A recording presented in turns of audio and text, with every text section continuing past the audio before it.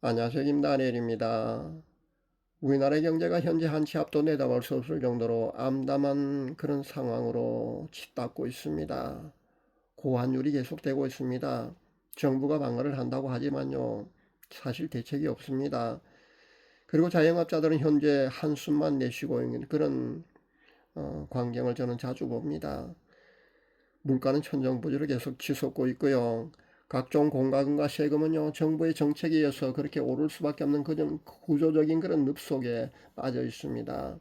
서민들의 삶의 무게 그 어느 때보다도 큰 시기가 바로 지금이 아닌가 저는 그런 생각을 해봅니다. 선신성 행정으로 현재 그 민생지원금을 그동안 그렇게 많이 뿌려댔으니까요. 그 후유증은 또 부메랑이 되어서 우리에게 돌아올 수밖에 없었습니다. 무엇보다도 사회주의 노선을 걷고는 현 정부의 정책 기조로는요, 기업은 기업대로 아마 죽을 맛이 아니겠는가 하는 그런 생각을 해봅니다. 여러분도 잘 아시다시피 현재 쿠팡 사태, SK 사태 여러분 잘 보고 있을 줄 압니다. 정부 뭐 높은 사람들 눈에 어긋나면은요, 그렇게 기업 죽이기가 공공연히 자행되는 게 바로 우리나라입니다. 거기에 딸린 그 식구들 한번 생각해 보십시오. 근데 기업 죽이기를 공공연히 하고 있는 게 정부입니다. 이것은요, 민주주의 사회에서는 있을 수 없는 그런 일들이 현재 우리가 실제 목도를 하고 있다는 겁니다. 공산주의 사회도 이렇게요, 노골적으로 이렇게 하진 않습니다. 그런데 현재 우리나라가 현재 그러고 있습니다. 사회주의 방식의 정책이라면요, 사실 그 중산층을 몰락시켜야 됩니다. 그리고 국민들을 가난으로 내몰아야만이 그래요, 선심성 분배를 할 수 있거든요. 그리고 통제를 통한 자유를 억압할 수 있습니다. 그래서 자기네들만의 그 소수 권력자들이 대대손손 무소불위 권력을 그렇게 누릴 수가 있는 겁니다. 그게 사회주의 방식입니다. 공산주의 방식이라는 겁니다. 그래서 지금 같은 이런 방식의 경제 정책을 그들이 사용하는 것이요, 어쩌면 당연하지 않을까 그런 생각도 해봅니다. 그러니까 지금의 경제 정책은요, 그들의 계산된 플랜일 수밖에 없다는 겁니다. 이렇게 계속 가다가는요, 우리나라도 베네수엘라 같은 그런 전철을 밟을 수밖에 없다고 저는 생각을 해봅니다. 좌파 정권 이대만의 베네수엘라는요, 이 지구상에서 가장 못 사는 나라가 되고 말았습니다. 석유만 팔아도요, 충분히 부자 국가가 될 수 있는 나라가 바로 베네수엘라였습니다. 그 부유함의 자원이 풍부하던 베네수엘라는요, 좌파 정권 두 번이 그 들어섬으로써요, 결국 이 지구상에서 최빈국이 되고 말았다는 겁니다. 우리나라는 천연자원도 풍부하지 못하지 않습니까? 베네수엘라는요, 천연자원이 풍부해도 그렇게 최빈국으로 떨어지고 말았습니다. 그렇다면요, 계속 우리나라가 이렇게 가다가는요, 그 앞날이 눈에 보이도 선명합니다. 영국의 모 칼럼니스트가 이런 칼럼을 썼습니다. 국가가 스스로 자해해가는 그런 이해하기 힘든 나라가 바로 대한민국이라고 말입니다. 저도 여기에 동의를 합니다. 사실요, 우리나라가 지금 이 상황이 된 것은요, 오늘 내일 문제가 아니었습니다. 이미 내부로부터요, 무너져 내려가기 시작한 지가 벌써 수십 년이 지났다고 보시면 됩니다. 수십 년이 지나서 지금 현재의 상황이라는 겁니다. 문제는요, 소수에 깨어있는 국민들만이 현재 이 상황을 직시하고 있다는 겁니다. 아직도 수많은 국민들은요, 무지한 국민들은요, 끓는 냄비 속에 있는 개구리 같은 그런 신세라서요. 현재 우리나라가 이렇게 망해가고 있다는 것을 말입니다. 내부로부터 무너져 망해가고 있다는 그 사실을 전혀 깨닫지 못하고 있다는 데 있습니다. 아주 심각합니다. 어디 그뿐입니까?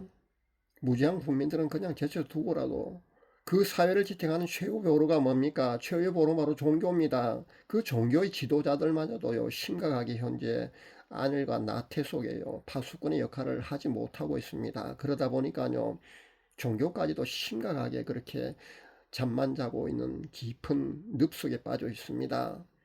현실을 깨닫지 못하고 있다는 겁니다.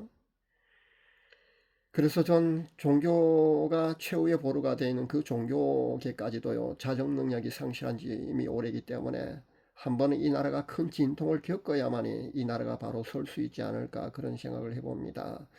그 큰 진통이 없이는요, 이 나라가 정말 계속해서 이렇게 나락 속으로 그렇게 떨어질 수밖에 없지 않겠는가 그런 생각도 해봅니다.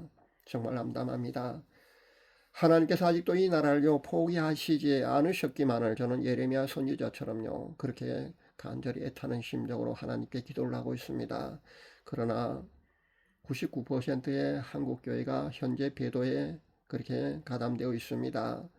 근데 이 상황을요, 하나님께서 어떻게 보실지 그런 생각을 해보면은요, 전 사실 큰 기대를 하지 않습니다.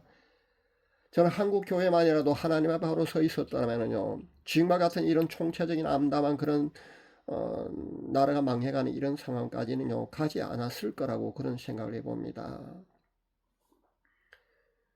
이 모든 것은 결국은요, 목회자 탓만 해서도 될 것이 아니고요, 크리스찬인 우리 모두의 책임이라는 것을 우리가 알아야겠습니다.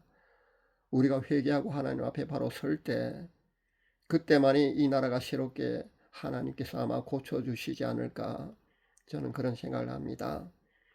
우리가 회개의 자리로 나아가지 않고 있다면은요, 이 나라는 계속해서 이렇게 나락 속으로 그렇게 계속해서 빠져들 수밖에 없는 그런 암담한 현실을 우리가 계속해서 봐야 될 거라고 저는 생각합니다. 결국요, 우리가 회개의 자리로 나가는 수밖에 없습니다. 그럴 때만이 하나님께서요, 이 나라를 새롭게 고쳐주실 것입니다. 나라의 경제 상황도 너무 안 좋고요. 개개인의 경제 상황 또한 아마 크게 다르지 않을 거라고 저는 생각해 봅니다.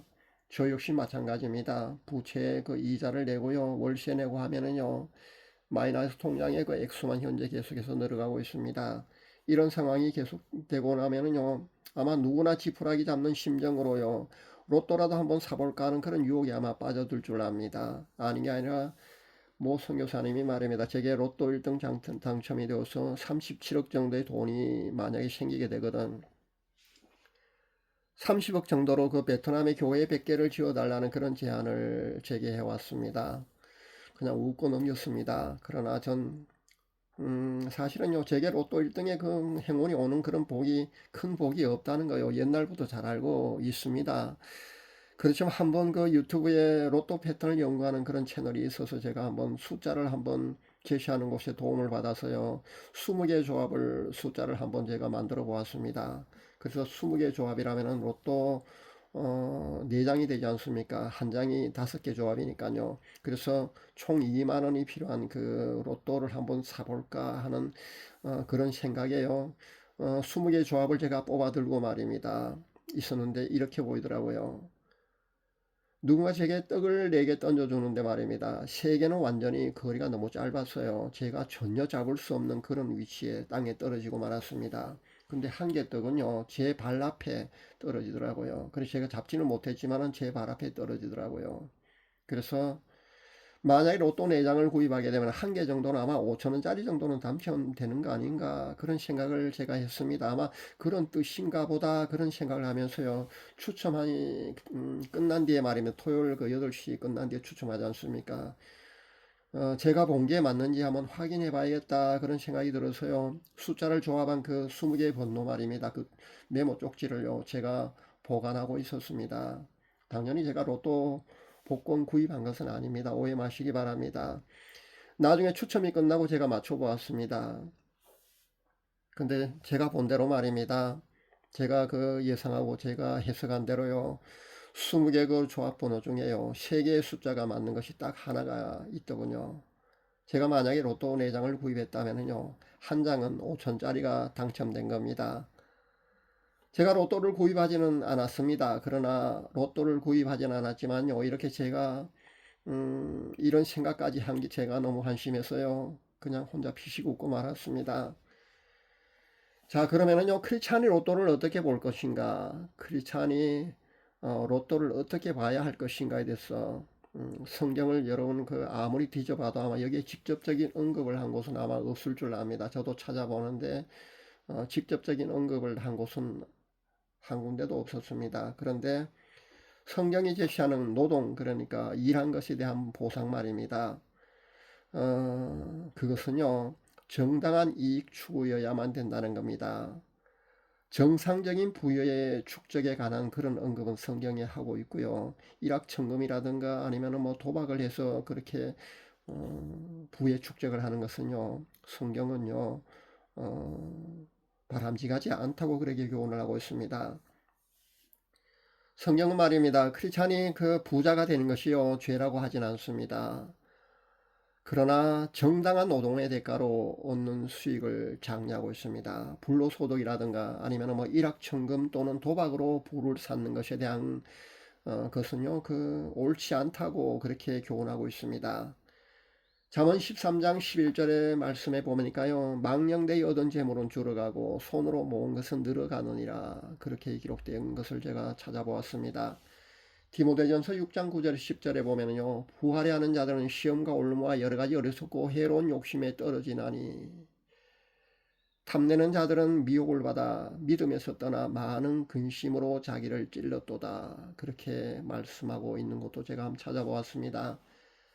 달란트 비유 가르침도 말입니다. 우리가 자신이 받은 달란트를요, 장사를 해서 얼마나 잘했는지를 회개하고 있다는 것을 여러분 아시기 바랍니다. 결코 일확천금을 바라고요, 도박하라고 우리에게 교훈하고 있지는 않습니다.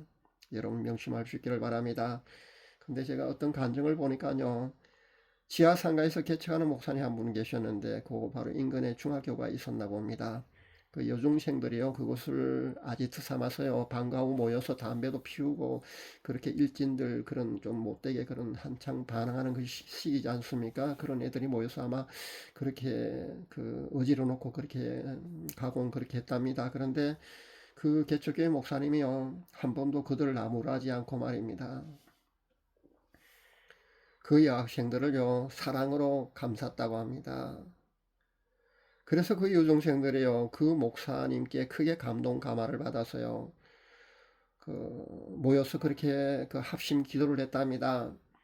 하나님께 말입니다. 로또 1등으로 50억 당첨되게 해주시면 그 전액을요, 그 목사님께 헌금해서 교회를 건축하게 하겠노라는 그런 합심 기도를 드렸다고 합니다. 근데 진짜 1등에 당첨이 되었답니다. 그래서 그 여중생들이 그런 간증을 하면서요, 그 50억을 교회에 헌금했답니다. 그래서 그 50억으로요, 교회를 세웠다는 그런 간증이 있는 것도 제가 보았습니다. 그리고 제게 제안을 한 그 선교사님 말입니다. 그 선교사님은요, 하나님께서 로또 당첨으로도 그 기도 응답을 해 주시는 것을 직접 체험했다는 그런 간증도 제게 해왔습니다. 그래서 아마 그 선교사님은 제게 로또 제안을 한 것이 아닌가, 저는 그런 생각을 해봅니다. 예전에 그 어떤 채널을 보니까 말입니다. 에미 코엔 그 아브라함입니까? 그 채널에 보니까 그 부부가 하는 그 채널요, 신유를 그 임파테이션 시키는 걸 전문으로 했던 그런 채널인 걸로 아는데요. 거기 보니까 남편 되는 분이요, 자신한테는 그 아브라함과 같은 그런 복을 나눠주는 은사가 있다면서요, 자신의 통장에 영 하나를 더 붙여주는 그런 기도를 하고 있는 것을 보았습니다. 그러니까 아브라함이라는 그 사람 말입니다. 그 1억이 든 통장에 만약에 그 0이 하나 더 붙으면 10억이 되지 않습니까? 그러니까 그렇게 될 수 있다고 그런 홍보도 하고요, 광고도 하면서 그렇게 기도를 했거든요. 근데 여러분 이거 아시기 바랍니다. 이런 방식의 기도는요, 정말 바람직하지 않습니다. 만약에요, 은행에 1억의 그 현금의 그 저금액이 있는데 말입니다, 그 선교사는 말대로 만약에 10억이 되게 0이 하나도부터 10억이 된다면요, 그 9억은요, 결국 은행의 손해가 되지 않습니까? 이런 말도 안 되는 기도를 하는 것은요, 바람직하지 않습니다. 성경적인 원리에도 맞지 않고요. 이런 기도를 어떻게 그분은 세상적으로도 말입니다, 그 남편 되는 분 말입니다, 박사학위 신분을 가지고 있는 것을 제가 아는데 이런 기도를 할 수 있는지 제가 이해가 되지 않았습니다. 사랑하는 여러분, 그 카지노 도박만 도박이 아니고요, 경마, 경륜, 주식, 로또, 이 모든 방식은요, 일종의 도박이라는 것을 여러분 아시기 바랍니다. 제가 주식까지도 도박 일종이라고 그렇게 말씀드리면 아마 여러분은 제게 항변하는 그런 사람도 아마 있을 줄 압니다. 주식은요, 우리가 다 아마 크리스찬도 거의가 아마 하고 있지 않나 그런 생각을 합니다. 그러나 주식은요, 개미가 주식을 해서요, 수익을 남기는 것은 거의 불가능하다고 봅니다. 저는 99% 잃는다고 봅니다. 그렇다면요, 도박이냐 아니냐를 떠나서 말입니다, 주식은 하지 마시기 바랍니다. 수익을 창출하는 것보다요, 자신의 재산을요, 잃는 쪽으로 가고 있다고 보시면 됩니다. 거의가 그렇다고 보시면 됩니다. 개인 투자자 그런 개미가요, 주식을 해서 큰 거금을 수익을 창출했다는 사람은 한 번도 본 적이 없습니다. 그러니까 주식은 뭐 도박의 그 일종의 그 종류 한 종류에 넣느냐 마느냐 그 따지지 마시고요. 하지 마시기 바랍니다. 그러니까 이 모든 것은요, 국가가 법적으로 정당화시켜 놓은 그런 제도입니다. 그렇기 때문에 죄의 범죄도 아마 넣을 수도 아마 없지 않나 그런 생각을 해봅니다. 그냥 세상법으로는 그렇다는 겁니다. 왜냐하면 국가가 법적으로요 정당화시켜 놓은 그런 제도거든요. 그러나 이것도요 일종의 도박이라는 것을 우리는 알아야 합니다. 그리고 성경은요 크리스찬이 정당하게 수고한 대가로 수익을 창출하고 부를 축적하기를 교훈하고 있다는 것을 여러분 그 명심할 수 있어야겠습니다.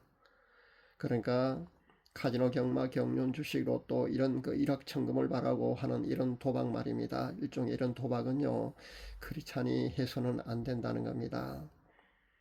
경제가 너무 어렵고 개인의 삶이 너무나 팍팍해져가는 이 암울한 시기에 아마 우리 크리스찬들도요 로또라도 한 장 사볼까 하는 그런 아마 유혹에 아마 빠지기 쉽다고 저는 생각을 합니다. 저 역시 그런 생각도 잠시 해보았으니까요. 사랑하는 여러분, 로또 유혹에 여러분 그 흔들리지 마시기를 당부드립니다. 감사합니다.